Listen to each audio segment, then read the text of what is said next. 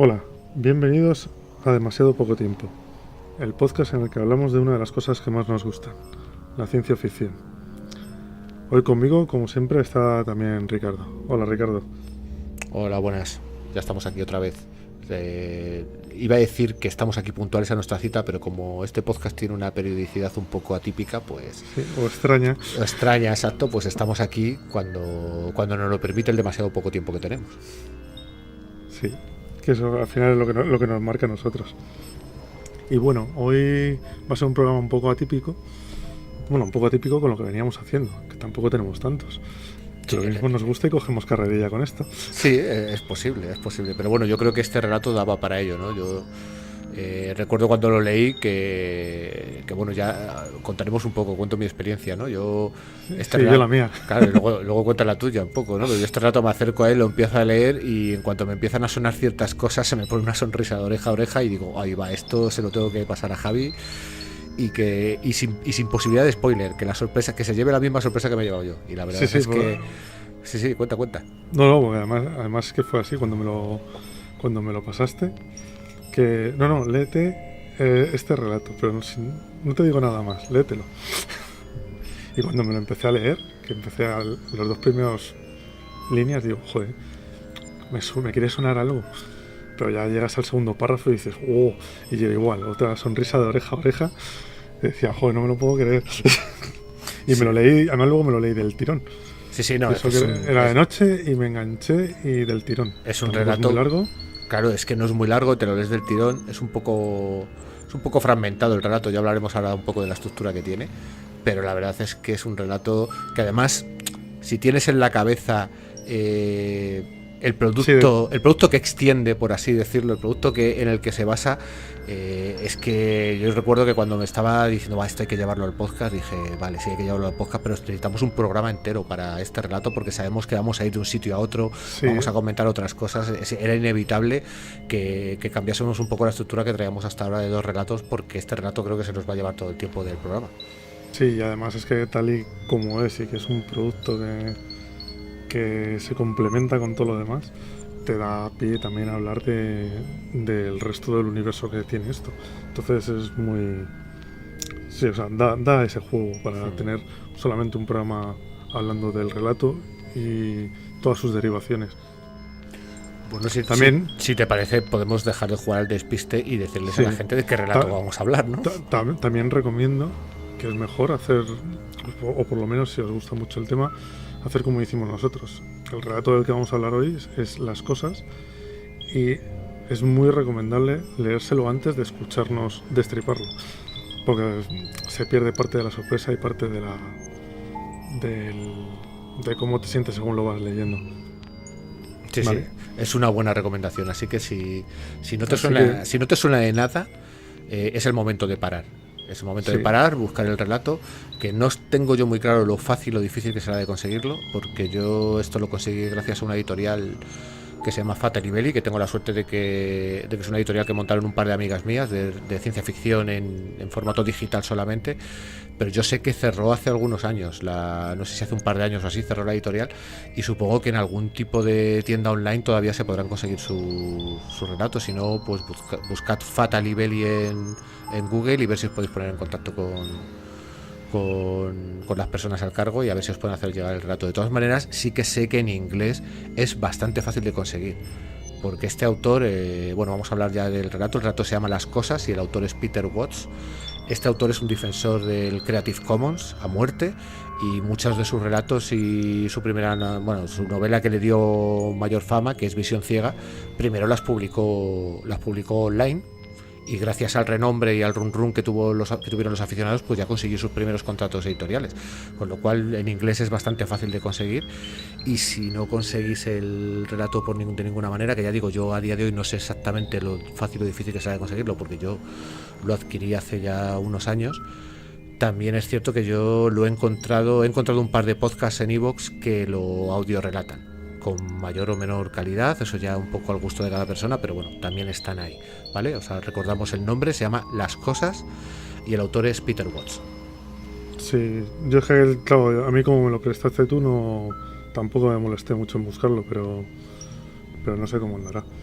Y luego también, si quieres, también puedes decir los podcasts en los que se hace en los que se relata o se dramatiza, para que si alguien lo quiere buscar y escucharlo, por si no encuentra el libro, que también lo tenga. Pues bien, los podcasts donde se puede encontrar son Relatos Salvajes, es el nombre de uno de los podcasts, y el otro es Fase Bonus. Los dos tienen el relato audio narrado. Mira, voy a dar más detalle. En el podcast Relatos Salvajes es el número 75 y en el podcast de Fase Bonus es la cápsula 24. Es la forma que tienen ellos de llamar a sus programas. Así que si los oyentes quieren acercarse primero al relato y no encuentran el relato escrito, pues tienen aquí un par de programas que les van a permitir poder acercarse a ello de una manera bastante cómoda. Vale, muy bien. Además, bueno, yo antes de nada también voy a hacer un disclaimer, porque también hay que decir que nosotros somos bastante fans de este tema, y claro, también nos llama mucho la atención. Lo mismo tenemos un poquillo de hype y luego nos parece que no es para tanto, pero sí nos parece que para leerlo es mejor leerlo primero y luego ya destriparlo. Vale, y ahora que ya sabéis cómo acercaros al relato de una manera o de otra, vamos a comenzar. Y recordad que la sangre ni chilla ni salta por sí sola.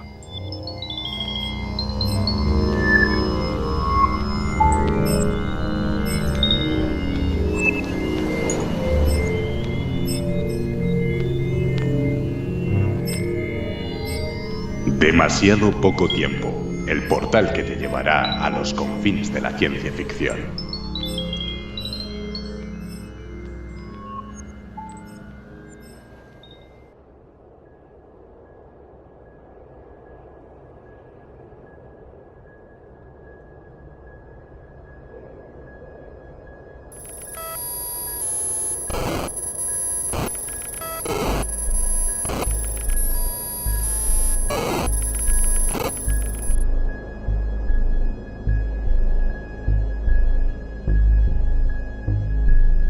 Aquello hedía, con un hedor extraño, el hedor de una mezcla de olores que solo conocen las cabañas sumergidas en los hielos de un campamento antártico, y en el que se advierten el olor a sudor humano y el denso dejo de aceite de pescado de la esperma de foca derretida.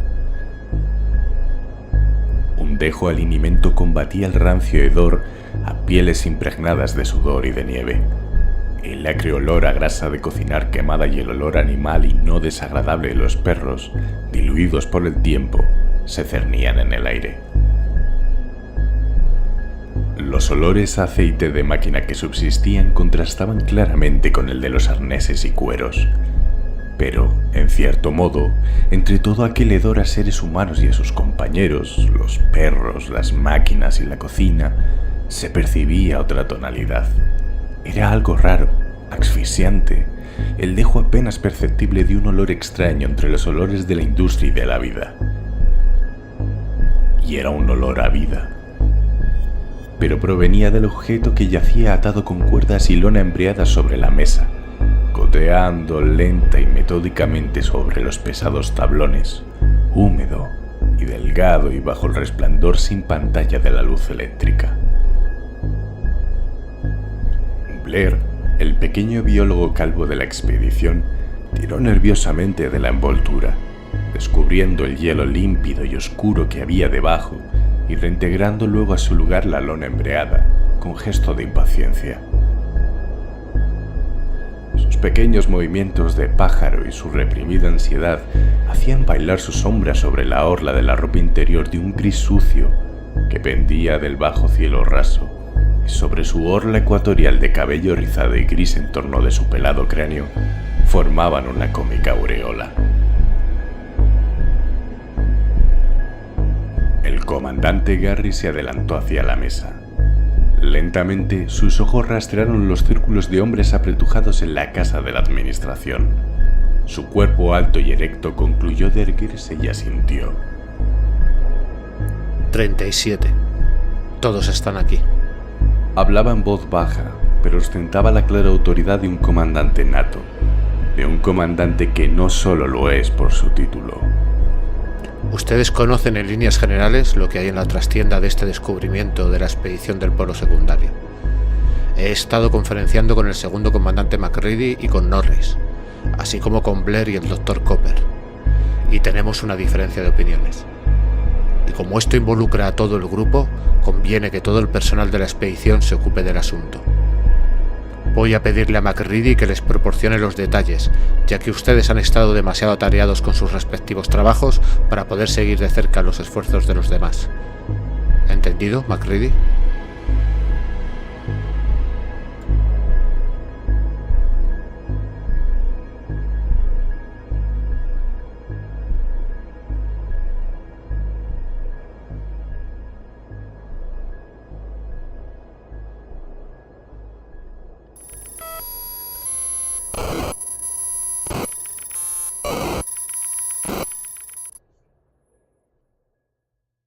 Esto que acabas de escuchar es el comienzo del libro ¿Quién anda ahí?, una novela corta escrita por John W. Campbell.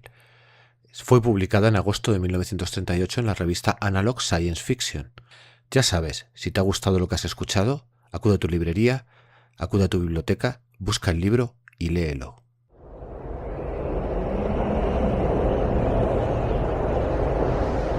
Bueno, pues si te parece empezamos hablando un poco del autor, Peter Watts, que la verdad es que es un autor bastante actual. No podemos decir que sea un autor de última generación, porque este hombre lleva escribiendo desde finales de los 90, pero bueno, sí es cierto que creo que tiene mucho predicamento, sobre todo entre los aficionados a lo que es el transhumanismo y una ciencia ficción hard, pero quizás tratado de una manera un poquito diferente, no a lo que estamos acostumbrados de la ciencia ficción hard de los 50, de los 60, incluso de los 70.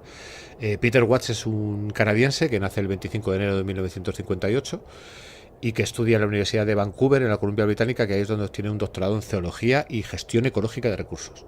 Y él trabaja actualmente como biólogo marino, aparte de compaginarlo con la escritura de novelas, sobre todo de ciencia ficción. Su primera novela fue Estrella de Mar, que se publicó en 1999, pero el verdadero éxito le llegó con Visión Ciega, que es una novela que se publicó en 2006 y que ya en ese año fue nominado al premio Hugo. Esta novela, que la verdad es que tiene una trama un poquito confusa, ya veremos que esto es un poco marca de la fábrica de este autor, porque este relato también tiene una estructura un poco anárquica que puede hacer que te pierdas en algunos momentos. Como ya he dicho, pues introduce esos elementos del poshumanismo, pero los mezcla con un poco de fantasía y lo hace de una forma bastante novedosa, a mi entender, ¿no? Porque nos presenta eso, una ciencia ficción hard en el que hay una tripulación que se va a enfrentar a un primer contacto, pero en un momento dado vemos que dentro de la tripulación, pues por ejemplo, hay uno de los tripulantes que es un vampiro, y así contado pues puede sonar a que al autor se le ha ido la pinza y a ver dónde va esto, pero es que el hombre se documenta y te da toda su teoría y te lo hace encajar en ese mundo y te da los datos científicos para explicarte por qué existen los vampiros, por qué son los más útiles para llevarlos en una tripulación, cómo funcionan. Y bueno, es una obra, la verdad es que en ese sentido, cada vez que le mete uno de estos elementos, está bastante bien documentada, tiene bastantes notas a pie de página en la que él te va explicando de dónde ha sacado todo este tipo de información, incluso hace referencias a artículos especulativos que tratan un poco de eso, de cómo puede ser la xenobiología y ese tipo de cosas. Y la verdad es que el relato, ya digo, la novela Visión Ciega es una novela bastante novedosa que puede llamar mucho la atención, pero no es una novela que tenga una fácil lectura, eso tengo que adelantarlo. Y bueno, como ya hemos comentado antes, aboga mucho por el Creative Commons, es muy activista en ese sentido, y muchas de sus obras pues han podido conseguir de forma gratuita antes de ser publicadas por editoriales. Por ejemplo, Visión Ciega fue publicada así en inglés y fue el run de los aficionados los que hicieron que se acercasen a los editores. Actualmente ya prácticamente todo lo que escribe ya sí que va directamente con editor, porque ha alcanzado cierto renombre, ya digo, porque varias de sus obras han sido nominadas a premios. Pero bueno, que sepáis que es posible que buscando por internet pues encontréis algunos relatos de este hombre. Lo que pasa que lo más probable también es cierto que lo encontréis en inglés, que es el idioma en el que él escribe, porque obviamente en el momento en que tiene que ser traducido al español, pues ahí ya entra el tema de derechos y de contratos de por medio. No tengo muy claro cómo funciona, pero entiendo que es más complicado conseguirlo en castellano. Y dentro de toda su obra tiene mucho relato corto. Es un autor que le gusta mucho escribir, aparte de sus novelas, le gusta mucho picotear de aquí y de allá en este formato. Y el relato del que vamos a hablar, que se llama Las cosas, la verdad es que es un relato que como poco llamó la atención, ¿no? Porque en el año en el que se publicó y en el año siguiente, pues fue nominado al premio Hugo, fue finalista de la British Science Fiction Association, fue el ganador del premio Shirley Jackson, fue finalista del premio Locus, fue nominado al premio Theodore Sturgeon. Como vemos, como poco llamó la atención. El relato Sí, llamó la no se atención. dejó ni uno. Sí, sí, o sea, no se dejó ni uno. Básicamente yo creo que le falta el Nebula y poquito más. O sea, así de claro. Pero bueno, también es cierto que cuando expliquemos un poco de qué va el relato vais a entender que probablemente toda la gente que nomina, todos los jurados y todos los que votan ese tipo de premios, se sintieron un poco como nos sentimos nosotros, ¿no? Cuando llegamos a este relato, porque este relato, en el fondo, de lo que trata y de lo que nos va a narrar es los acontecimientos que transcurren en la película La cosa de John Carpenter de 1982, pero dándole la vuelta de tuerca muy interesante de que todo lo que se nos narra está desde el punto de vista del alienígena, desde el punto de vista de esa amalgama biológica, esa inteligencia mente colmena que es la criatura. Sí, de la cosa, vaya.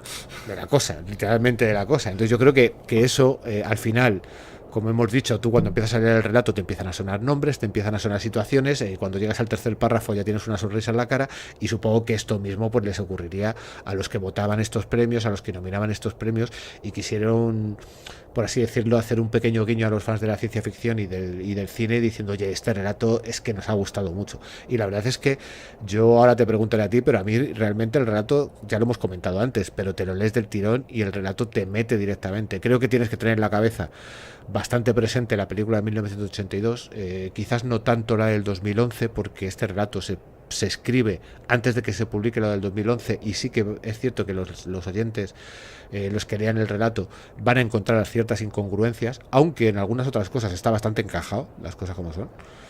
Y bueno, también van a encontrar resonancias, pues eso, con la peli de 1951, con el relato original de John Campbell, en fin. O sea, van a encontrar muchas referencias, pero Sí. la inspiración directa es la película de John Carpenter de 1982.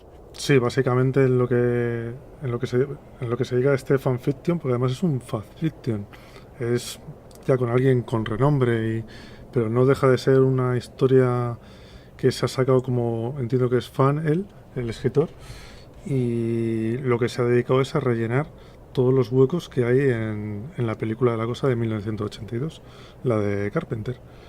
Porque sí, aunque toque un poco la de 2011, porque claro, también te tiene que hablar un poco de cómo llega y qué sucede hasta que llega a la base de los americanos, pero básicamente, claro, te está hablando de todos los trozos que no se ven en La cosa desde el punto de vista además de La cosa, con los personajes, los que lleva, porque también está escrito de una manera un poco caótica, también dando un poco a entender cómo funciona la cosa, que la cosa no es una persona o varias personas, sino es un yo en muchos cuerpos a la vez.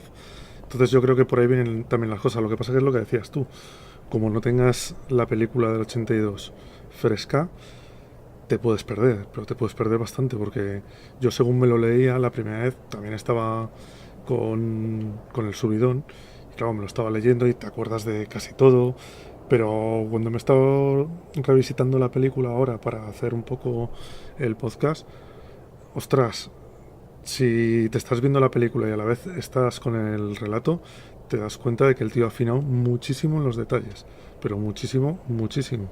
Sí, el tío se lo ha trabajado, ¿eh? O sea, es cierto que nosotros hicimos el ejercicio a la inversa de leer primero el relato y luego volver a la peli, que de hecho al final nos hemos caído un poco en la marmita de la cosa y nos hemos visto la peli del 51, nos hemos leído todos los relatos, o sea, sí, al final, todo lo que había de La cosa. Al final todo lo que había de La cosa, porque la verdad es que a nosotros es una película que nos apasiona, las cosas como son, valga la redundancia, es una película que nos apasiona y la verdad es que volver a ella es algo... Es una cosa que nos causa satisfacción, las cosas como son. Y la verdad es que sí, está todo muy bien encajado, pero además no solamente te está diciendo, bueno, te voy a contar esto desde el punto de vista de la cosa, sino que crea toda una estructura biológica para la cosa, crea una forma de cómo funciona esa mente colmena, porque tendemos a entender una mente colmena como que todos los elementos de esa mente colmena se comunican, y aquí hay momentos en que sí se pueden comunicar entre ellos y hay momentos que están separados, y lo estás viendo en el relato, como que funciona de una forma un poco diferente, como le da una pequeña vuelta de tuerca, y sobre todo cómo funciona la biología, cómo él te explica, y sobre todo a mí lo que más me sorprende es que la mera forma de hablar, de hablar no, de comunicarse de la cosa, no, de narrarte las cosas, te da muchísimos detalles, ¿no? De cómo te permite imaginarte cómo es esa biología, cómo es esa criatura.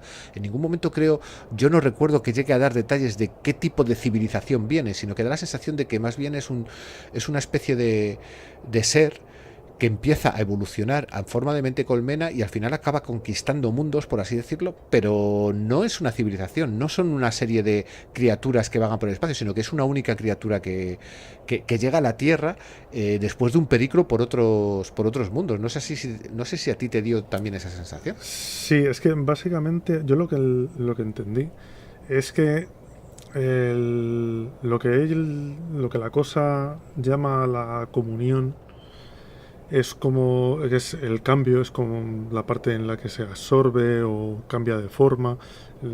Aquí la cosa lo llama como la comunión.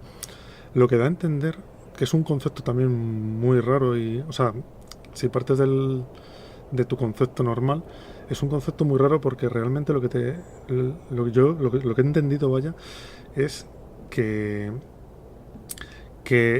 es una forma que ha empezado a evolucionar, pero que al llegar a otros mundos ha ido encontrando otras formas que eran también como ella, que podían comulgar, y lo que han ido uniendo todas esas criaturas, se han ido uniendo en un super yo, o sea, como si fuera un único yo superior que fuera el del que dependieran todas, que todas son independientes, pero todas son dependientes a la vez de ese, y así es como evolucionan, y como dice la propia cosa, que es la manera de ganarle la partida al universo, porque Sí. realmente la cosa lo que está hablando es que está luchando contra la propia entropía del universo, y es la única manera de luchar contra ella.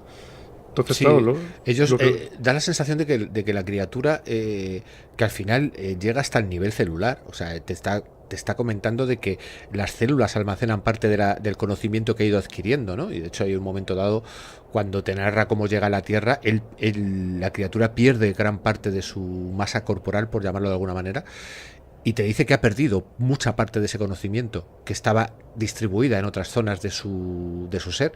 Entonces da la sensación de que al final hay una cierta individualidad funcional para almacenar la información, pero luego tiene una identidad global, que es lo que él busca, ¿no? Que al final dice, si al final tú llegas a un planeta y logras asimilar a todas las criaturas todo su conocimiento y llegar a una identidad global, consigues ser alguien superior, ¿no? Como que es una manera diferente de subir en la escala evolutiva. En vez de estar subiendo por evolución, está subiendo por asimilación. En ese sentido, podríamos definirlo como un simbionte o algo similar. Lo que pasa que, claro, al final ella acaba asimilándolo todo, con lo cual pues casi... Sí, lo que pasa que tampoco es una asimilación, porque a nosotros nos parece que es una asimilación violenta, pero realmente la cosa lo trata como que es una asimilación por ambas partes y es beneficiosa para ambas partes, porque claro, de la unión de las dos surge algo superior.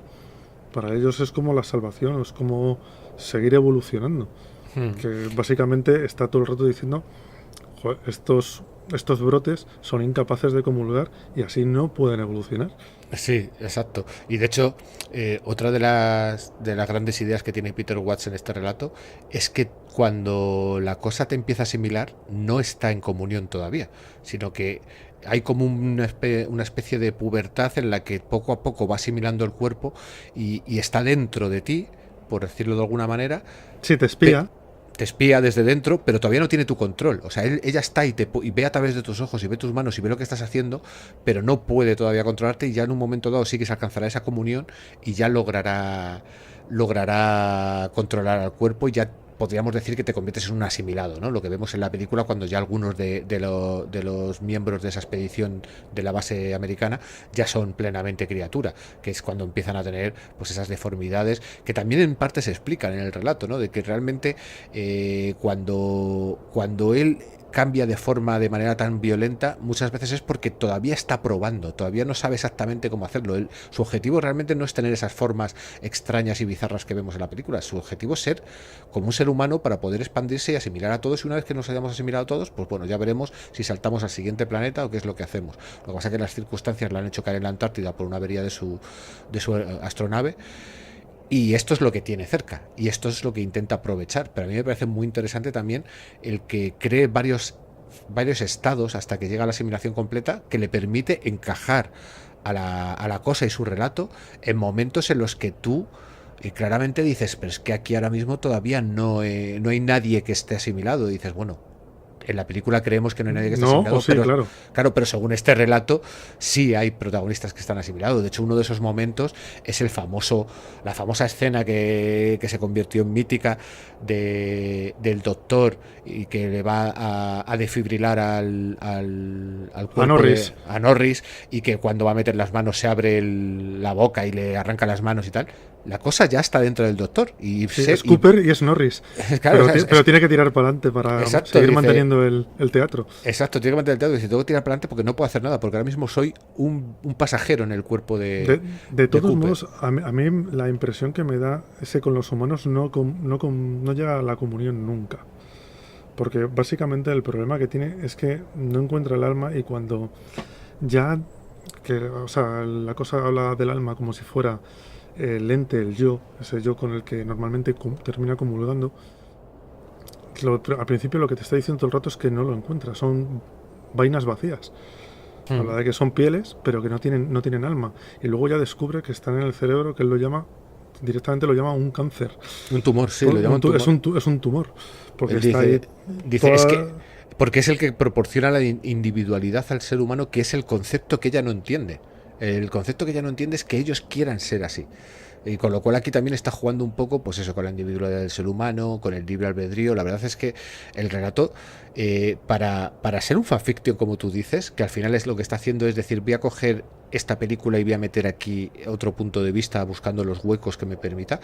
Y creo que introduce una serie de conceptos que le permiten sacarle mucho jugo a una historia que en el fondo podría haber sido muy sencilla, y que lo que te está contando es muy sencillo, porque lo que te está contando ya lo has visto en la película. Lo que pasa es que te lo está contando desde otro punto de vista y con todos estos conceptos que yo creo que al final hacen que no solamente tú has llegado al relato y empiezas a sonreírte porque estás reconociendo a los personajes, porque claro, la primera vez que dice MacReady dices, ¿cómo que MacReady? Sí, te vienes arriba. Claro, dices, este es MacReady, digo, ya está, o sea, ya tenemos aquí a Kurt Russell haciendo de las suyas. Pero claro, es que el punto de vista no es el de MacReady, es el de la cosa. Y claro, cuando te va contando eso, cuando te va contando cómo funciona, cuando te va contando que toda la simulación que hacen en la base, la simulación que hace... Es una patraña para engañarlos. Es una patraña para pues engañarlos. Eso me dejó loquísimo. Porque además le empieza a buscar las vueltas a toda la... Y ya cuando ya vi la película otra vez, y lo tuve ya todo fresco, dije, ostras, le está buscando las vueltas muchísimo, porque también habla hasta de la prueba de la sangre que se la hacen al Dr. Cooper, que en la película el Dr. Cooper te sale como que no está infectado, y en el relato te dice que sí, que está infectado. Lo que pasa es que como no llevaba mucho tiempo, la sangre todavía estaba un poco cruda y se mueve levemente, que si te fijas, me fijé luego en la película, y justo cuando están haciendo la prueba salió una pompita en la sangre. Pero una pompita que sería de que lo que estuviera haciendo sangre, al calentarlo haría la pompa, pero claro, Peter Watts lo ha enganchado, le ha dado la vuelta y te lo ha metido en la historia como algo para apoyar más su versión todavía. Me parece que eso, le ha llegado a unos detalles tremendos. Es un ejercicio muy interesante, además es un ejercicio muy bien hecho, ¿no? Yo creo que cuando hemos visto muchos ejemplos, ¿no?, de autores que se acercan a obras de otros autores, lo hemos visto con Lovecraft, lo hemos visto con Conan Doyle, por ejemplo con Sherlock Holmes, hay gente que ha escrito novelas de Sherlock Holmes sin que fuera Conan Doyle, hay muchos ejemplos, ¿no? Pero muchos de ellos al final no dejan de ser pastiches, ¿no? Un poco te da la sensación de que no han dado todo de sí, sino Sí, o no terminas de identificar la obra realmente. Claro, intentan casi más imitar el estilo del autor original que aportar algo realmente interesante. Y aquí no. Aquí está aportando algo realmente interesante porque es un estilo propio. Realmente está muy fragmentado, como ya hemos dicho. Aquí no vamos a tener una narración cronológica de los hechos, sino que él va saltando de un punto a otro de la película según le interesa ir contándote la biología de esta criatura, sus intenciones, cómo él piensa que está logrando su objetivo o no lo está logrando, cómo reacciona a las acciones de toda esta expedición de americanos, con lo cual al final es cierto que el que se acerque a este relato se va a encontrar con una serie de capítulos, llamémoslo así de alguna manera, porque no están numerados, pero son capítulos, en el que va saltando de un sitio a otro, ¿no? Y puede hacer que sea un poquito confuso, ¿no? Y que al final es uno de esos relatos que casi te obliga a tener un lápiz y un papel al lado y hacerte una especie de croquis de temporal, ¿no? Para luego poder ordenarlo todo. Pero sí, por lo menos para colocar las cosas cada una temporalmente en su sitio y que en la cabeza te vayan más seguidas. Pero yo además, aparte de detalles, mete mogollón, o sea, de la filosofía de la criatura, mete muchísimo, porque te empieza a hablar de cómo entiende ella el universo, cómo entiende la evolución, cómo entiende, pues, cuál es su filosofía de vivir, y la terminas creyendo y comprando a la vez que estás viendo todo lo que está pasando, y cuadra todo. Entonces sí. Le da bastantes vueltas, porque luego al final también, que es otra vuelta muy inteligente que le da, que es al título, que el título es la cosa, pero el título del relato es las cosas, y es porque al final lo que nosotros llamamos la cosa dice es que lo que son cosas somos los humanos, porque somos elementos individuales vacíos que no vamos a poder prosperar. Y ahí te da también una vuelta al título que dices, joder, me la has vuelto a meter doblada.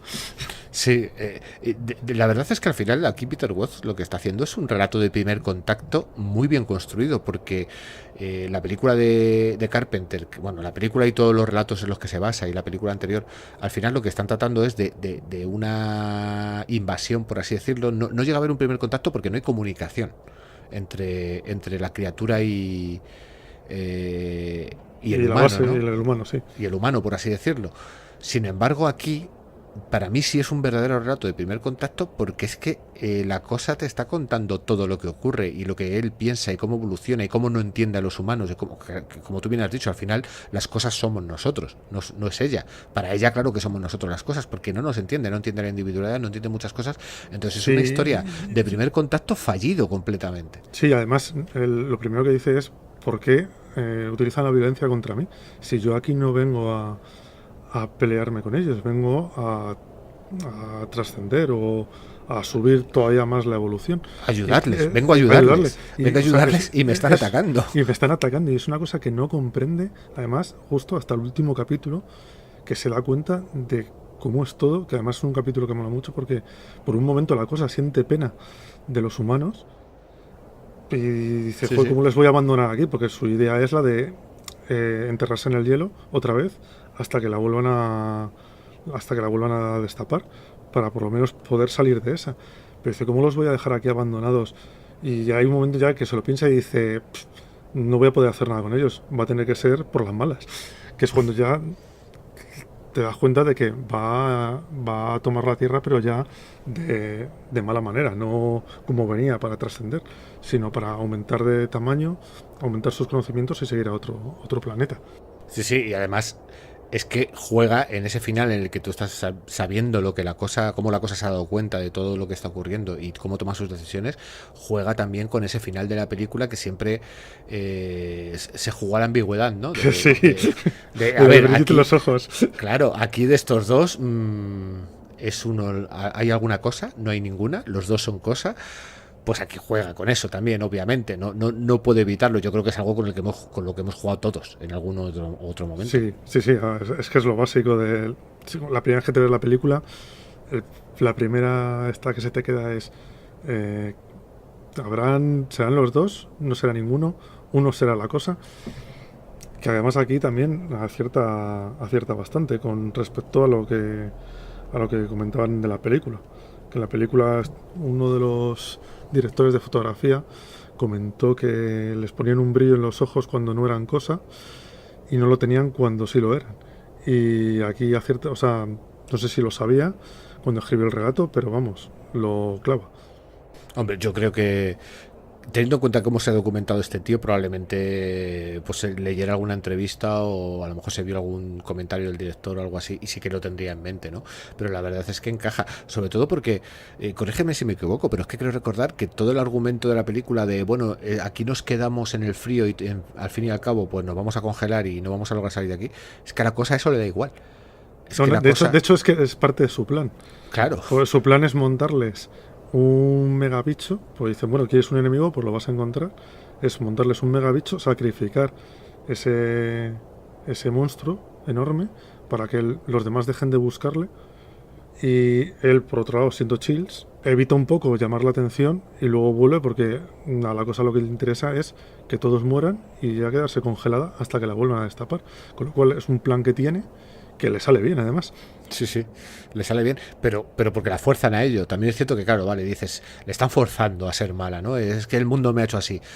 Hombre, el problema es que es un choque brutal entre dos biologías completamente diferentes, ¿no? Esta biología que tiene la criatura, que busca la comunión, busca una especie de identidad común, una especie de mente colmena, que además se basa eso en que su memoria está almacenada en las células, ¿no? O sea, y realmente cuando llegas a este final, ella sacrifica parte de toda esa memoria, de todo ese conocimiento que había ido logrando acumular poco a poco, que ya sí, perdió ¿no? parte en el accidente y que aquí va a perder más todavía. Sí, y además la nota es que está triste porque ella recuerda que sabía cosas, pero claro, ya no las sabe.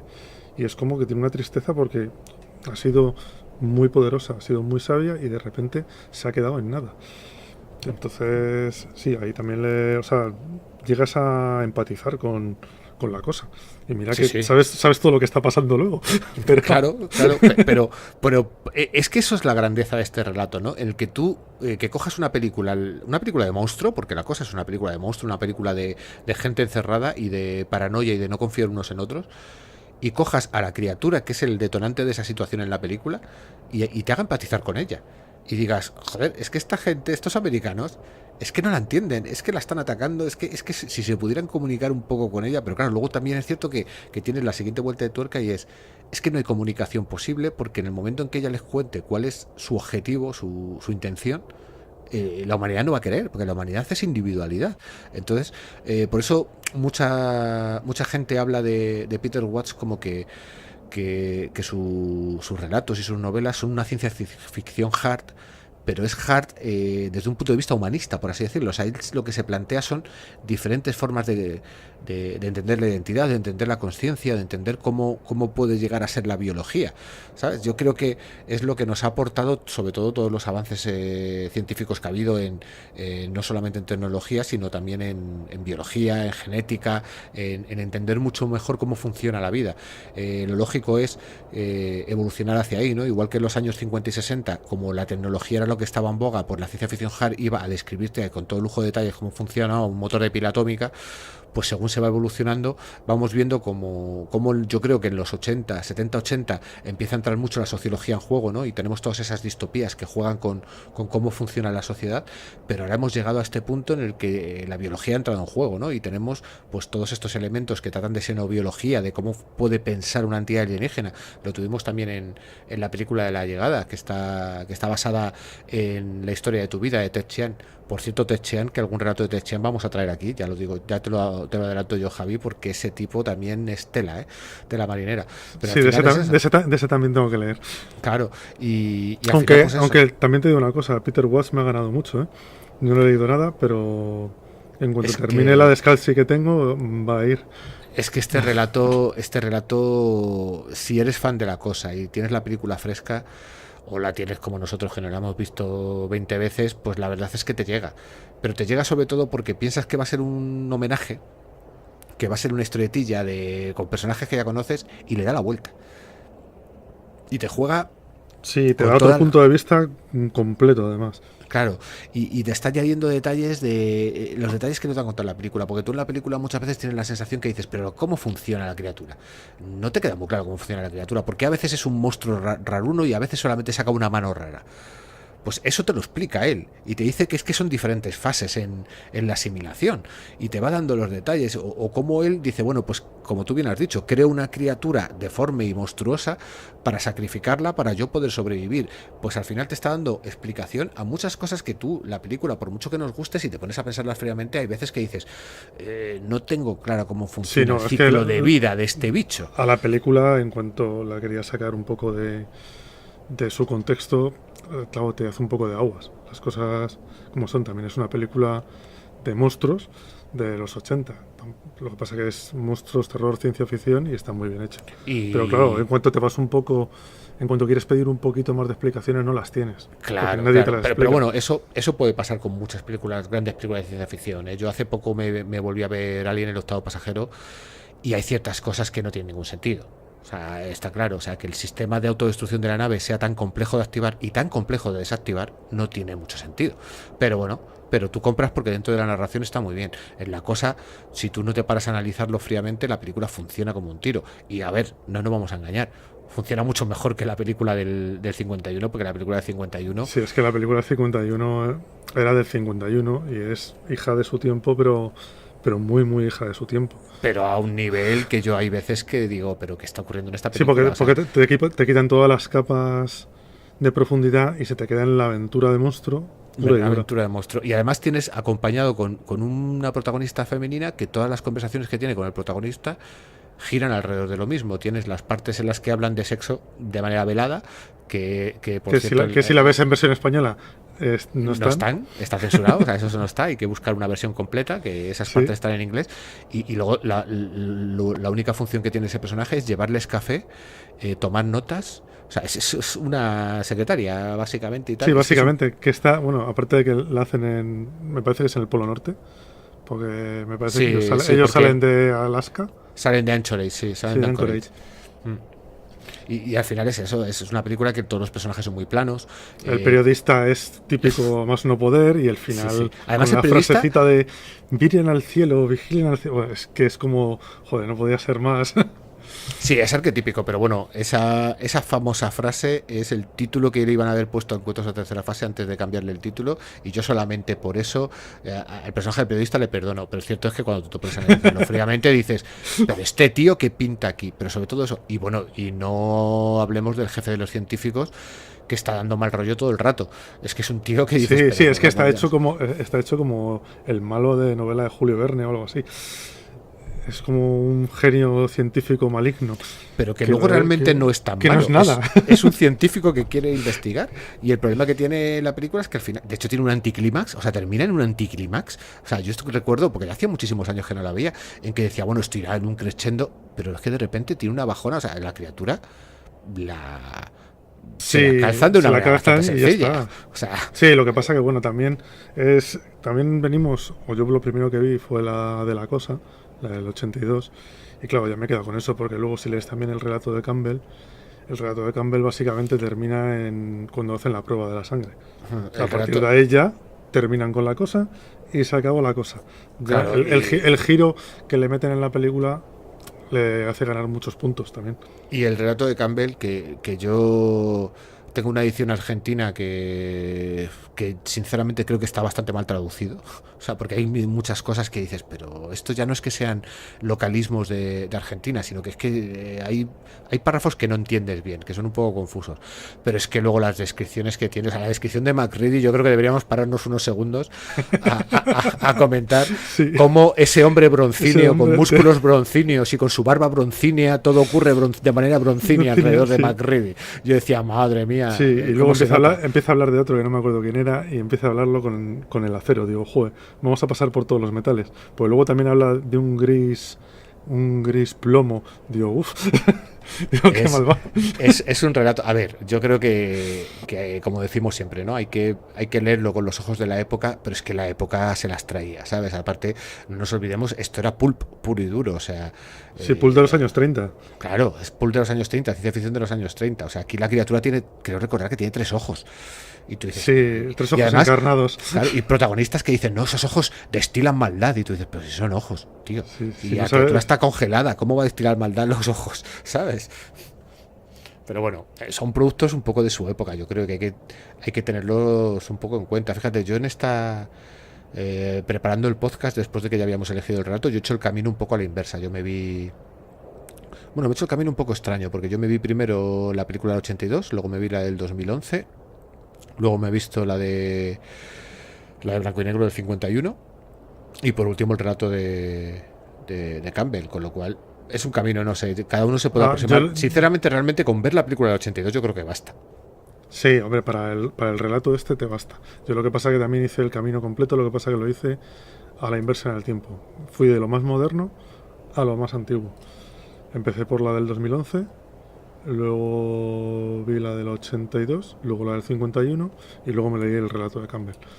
Así para coger todo. Me fui haciendo como más de la época antigua.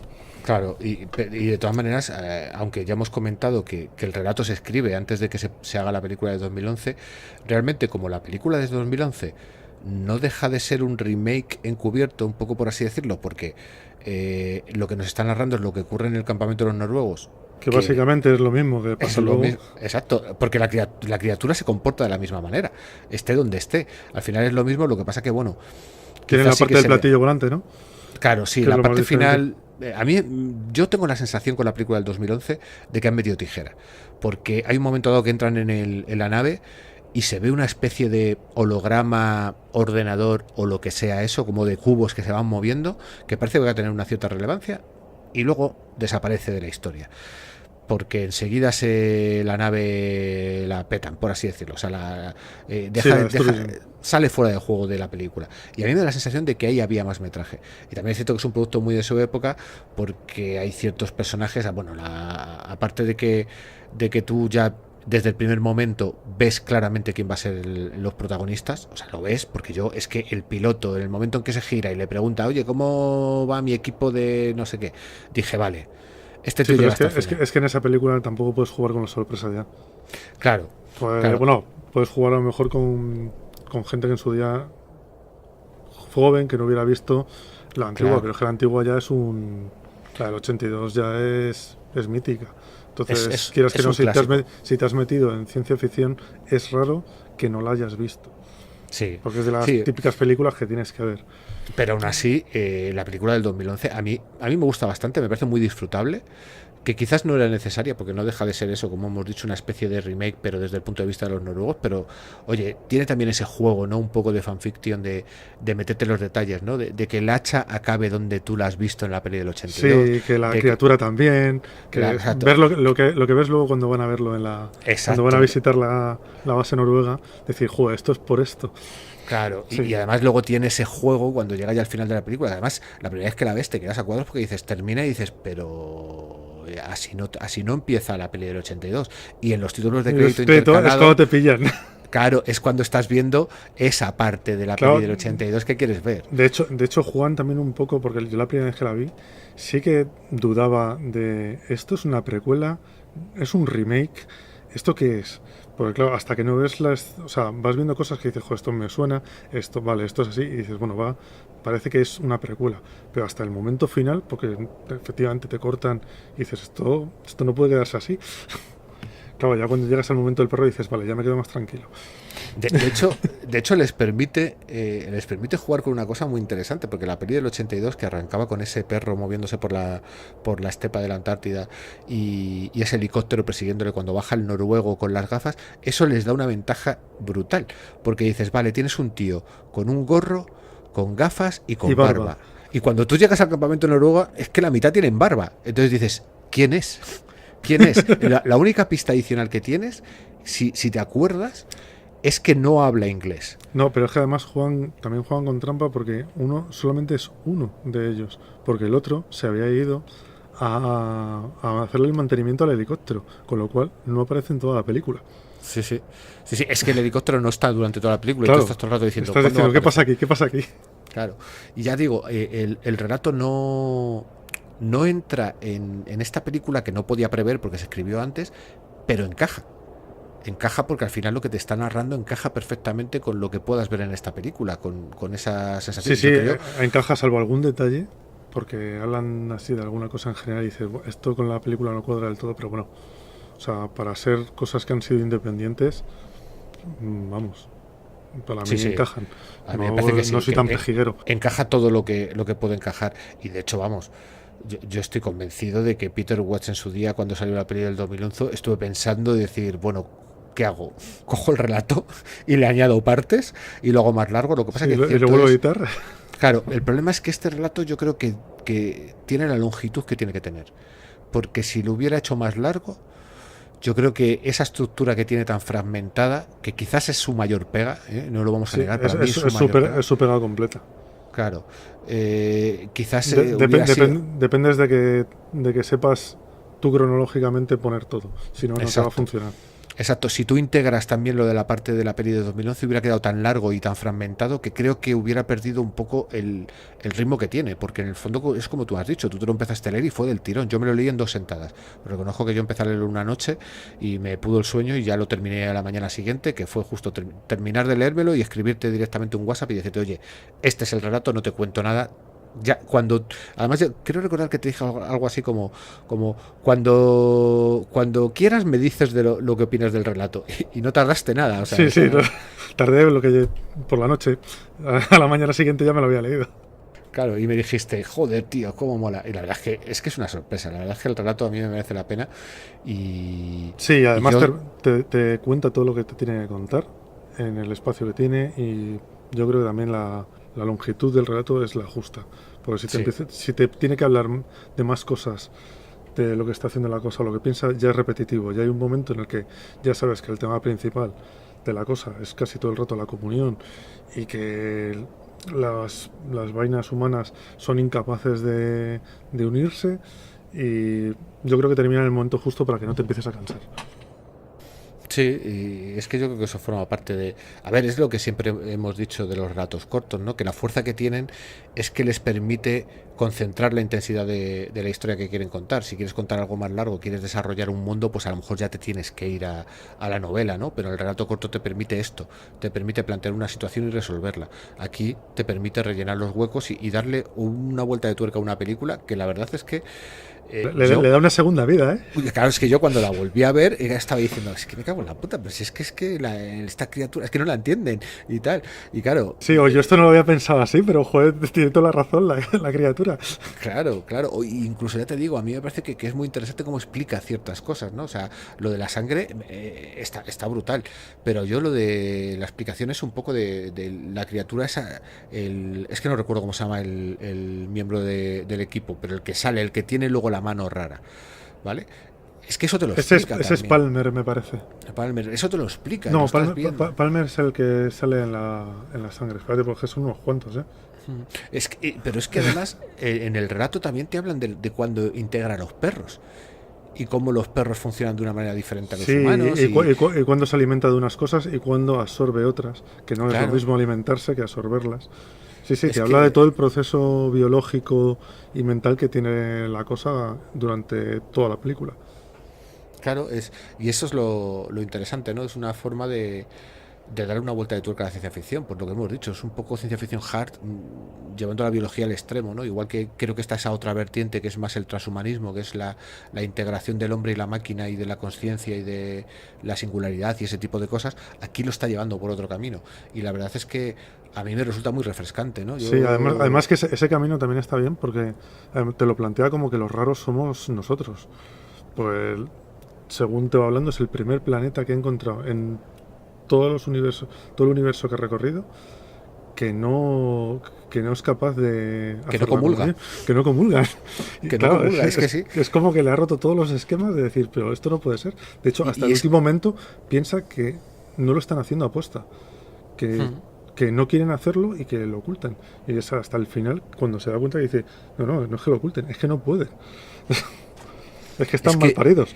Exacto, pero es que al final ella también se da cuenta un poco de que es que la evolución les ha llevado por otro camino, que es diferente al suyo. Y que quizás eso es lo que está haciendo, bueno, quizás no, que eso es lo que está impidiendo que se unan, ¿no? Entonces es un choque tan radical de visiones. Sí, y claro, y te hace también pensar un poco, pues ahora que está tan en boga descubrir exoplanetas y decir estos exoplanetas, analizando su espectro, pues podemos saber que son similares a la Tierra, o que tienen una atmósfera similar a la Tierra, o están en la zona de habitabilidad. Ya, pero ¿qué criaturas pueden llegar a desarrollarse en esos planetas? Es que siempre tendemos a pensar en el antropocentrismo, ¿no? En el que todo tiene que ser similar a nosotros, pero es que no tiene por qué ser así. Y en este relato, pues yo creo que Peter Watts lo aprovecha. Yo no tengo muy claro si el que él sea biólogo, haya trabajado en ese tipo de estudios, le puede haber hecho ver cosas que nosotros no creeríamos y que le hacen ver tener estas visiones, realmente, ¿sabes? Su primera novela se llama Estrella de Mar. Yo no la he leído, no sé de qué va, pero yo ya me da un poco de miedo acercarme a una novela que se llama Estrella de Mar, que ha parido la mente de este tío, que la verdad es que le da una vuelta de tuerca a la biología bastante brutal. Pues a mí me ha llamado mucho la atención, ¿eh? A mí, vamos, miedo no. A mí me ha dejado de decir, quiero más, quiero mucho más de esto. Bueno, el de Visión Ciega, la próxima vez que nos veamos me lo pides y te lo llevo. Vale. Que yo sí lo tengo por aquí. Vale. Y no sé si tienes algo más, que yo creo que hemos estado un buen rato hablando. Sí, y para estar hablando de un relato de 16 páginas y de una peliculilla, creo que no se nos ha dado mal. A lo mejor no es lo más purista, pero bueno, nos apetecía también hacerlo un poco de esta manera. Bueno, sí, más divertido. Sí, y siempre, bueno, no sé si lo hemos comentado anteriormente, pero nuestra idea no es solamente circunscribirnos al relato de ciencia ficción. Aquí algún día, pues a lo mejor traeremos algún cómic o hablaremos de alguna película que nos haya llamado la atención. En el fondo, aquí lo que nos une es el amor por la ciencia ficción y que tenemos demasiado poco tiempo para poder disfrutar de ella. Eso realmente es el leitmotiv de esto. De este programa. Así que, bueno, yo por mi parte poco más que añadir. Pues sí, yo creo que tampoco. Ya despedirnos. Deciros que podéis contactar con nosotros en nuestro correo, que es demasiado poco tiempo @gmail.com, o en nuestro Twitter, que es @podcastdpt. Y con esto hemos terminado. Yo despedirme de ti, Ricardo, hasta el próximo programa. Pues sí, en la siguiente entrega pues volveremos con otro relato de ciencia ficción, o otros relatos de ciencia ficción, o un cómic, o quién sabe. Así que nada, un saludo a todos los oyentes. Sí, bueno, y si esperáis unos segundos, gracias a la magia de la edición, ahora sabréis de qué va a ir el siguiente programa. Bueno, y aparte de esto, quería presentarme, que ya me han dicho varios que no me he presentado todavía. Yo soy Javi Copachi, y con esto terminamos el podcast de hoy. Espero que os haya gustado y os haya resultado interesante. Venga, hasta luego. Hasta luego.